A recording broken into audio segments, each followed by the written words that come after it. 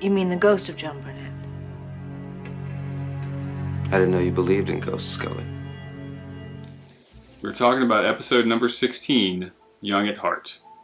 It was written by Chris Carter and Scott Kaufer and directed by Michael Lang. It premiered on February 11th, 1994. It is a monster of the week. And I think this is the darkest episode we've seen thus far.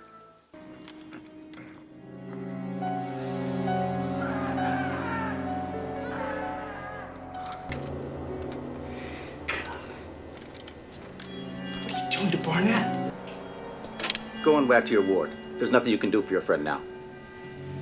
What? John Barnett is dead.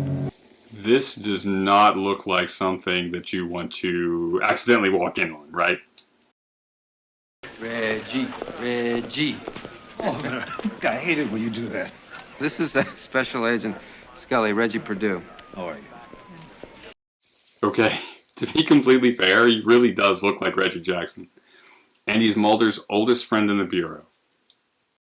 White male, 5'11" to 6 feet, ski mask. Damn it, Reggie, that's Barnett. Yeah, but it can't be. Okay, we're looking for a 5'11" white guy in a ski mask. That's like 100,000 people in the DC metro area? Fox can't guard the chicken coop. Clever, huh? An agent died because I screwed up. And what happened to Barnett? The judge promised me he would die in prison. You know, I'm not a lawyer. I don't know the law that well, but I don't think a judge is supposed to promise you things like that. So you think he escaped? No, that's just it. He did die in prison 4 years ago. Where's Mulder? There, coming around back. Barnett doesn't see him. He's got a clear shot. Mulder does not. Under no circumstances does Mulder have a clear shot here. You did the right thing, Mulder. Did I? Steve Wallenberg had a wife and 2 kids. Here we see another example of Mulder as a noir protagonist. He has failed in this crucial way that led to a fatal outcome, and he blames himself for it. He needs to make amends for this.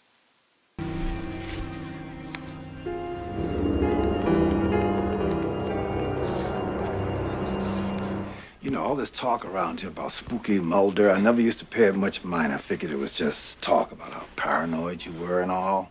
And now? You let a lot of people down here in the Bureau. They had big plans for you. A lot of people are saying that spooky Mulder has become an embarrassment, a liability. They had big plans for Spooky Mulder, but he turned out to be a paranoid crank, which is the basis of this television show. Tell you the truth, I wish Mulder had killed Barnett right there in the warehouse. We see an example of some cutting-edge age progression technology here. This software had not been out long in 1994. Yes, I felt that he was daring us to catch him. That he killed his victims almost as if it were part of a game. Flashback.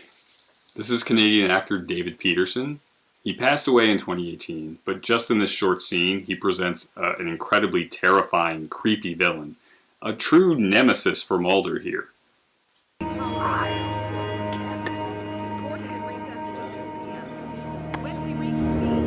I just got off the phone with the prison. What did they come up with? No, I called them on a hunch. On his physical 6 months earlier, he was given a clean bill of health. Each other? Are you aware that Barnett died of cardiac arrest in this facility in 1989? Cardiac arrest? Where does it say that? On his death certificate. He ain't dead, is he? Why do you say that? Looks like we have a fake death. Who wrote this again? Was it George R. R. Martin? Yeah, it was Dr. Ridley, that's the one. He told me Johnny was dead, but I knew it was a lie. Mulder. Fox Mulder. Barnett? What state are you in? Same state you are. I stood next to you in line for coffee this morning. Man, I'm everywhere you are. Young Barnett seems to be doing his best Jack Nicholson impersonation. And I think it kind of works. Listen, by all accounts, John Barnett is a dead man. Oh, you're the dead man, Mulder. I don't know, but that is John Barnett. I'm sure of it. Swears he saw Barnett's right hand amputated. Reggie, you there? Reggie, what's going on? Are you there? What the hell's going on, Reggie?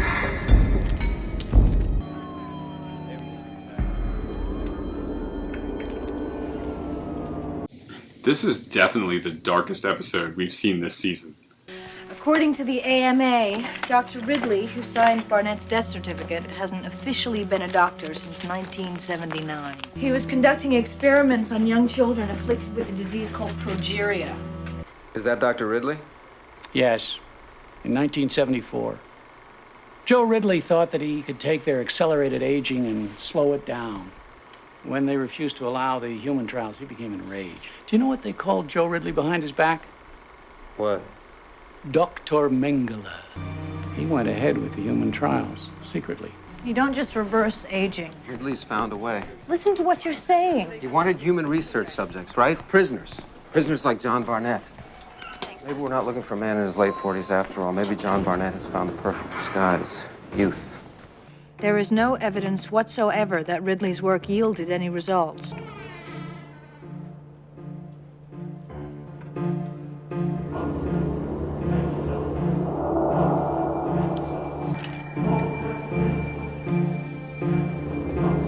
$16 for 16.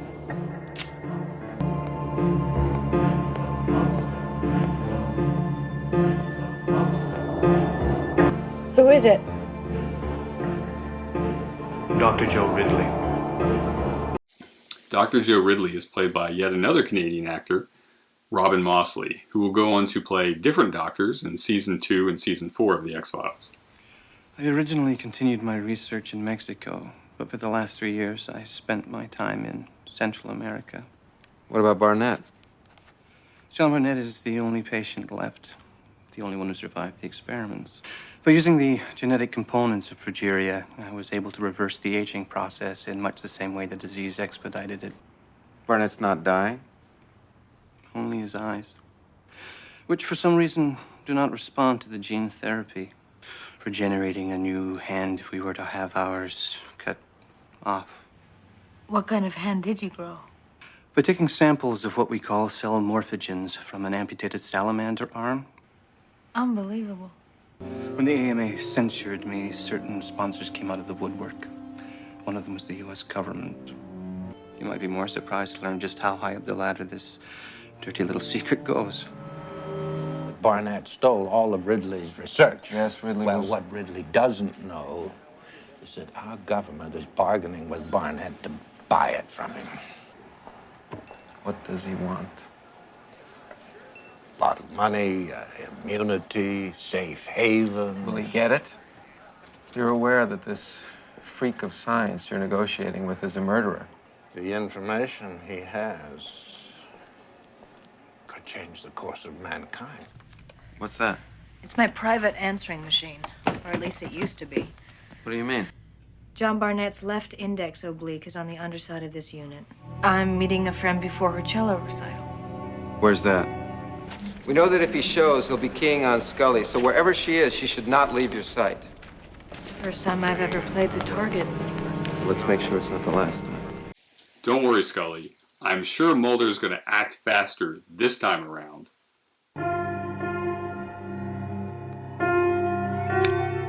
She's a witch. She turned me into a newt. I mostly got better.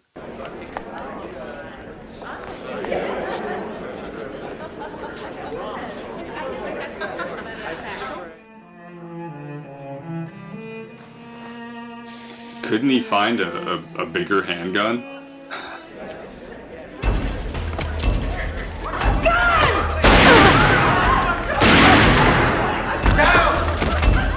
Check her out.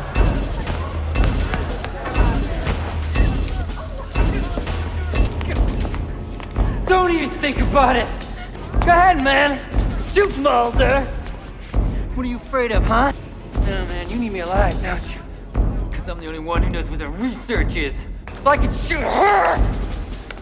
And you just have to live with it, don't you?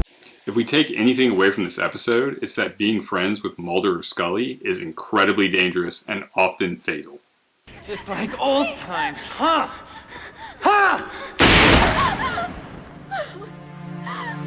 It's okay, Scully. An ambulance is on the way. Easy. You all right?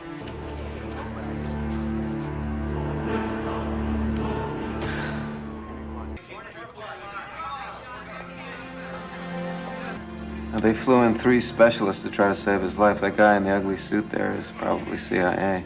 The man in the ugly suit is William B. Davis, the smoking man. He's just not credited or written as such here. He's only an anonymous CIA guy at this point. They still haven't decided whether or not he would be a reoccurring character yet. Okay, guys. We're gonna hit him. Barnett. Into me. Stand clear. Maybe he didn't get his revenge from beyond the grave, but somehow I feel like we haven't heard the last from John Barnett. We get a warning. Maybe this isn't the last time we'll see John Barnett. Spoiler, this is the last time we'll see John Barnett. This episode can best be described as a glorious mess. They try everything here. We have this brutal killer who fakes his death, regains his youth, gets a salamander hand, appears years later, starts killing Mulder's friends and taunting him, steals the rejuvenation research, and makes a deal with the feds in secret. So they have to use Scully as bait. This could have been a better, more coherent episode. It's still early days, and they're struggling to find the right plot hooks, particularly for their Monster of the Week episodes. That's it. That's Young at Heart. Next up is trivia, then number 17, a Myth Arc episode, EBE. This is the best photographic evidence I have ever seen. Mulder, this photograph is a fake. What?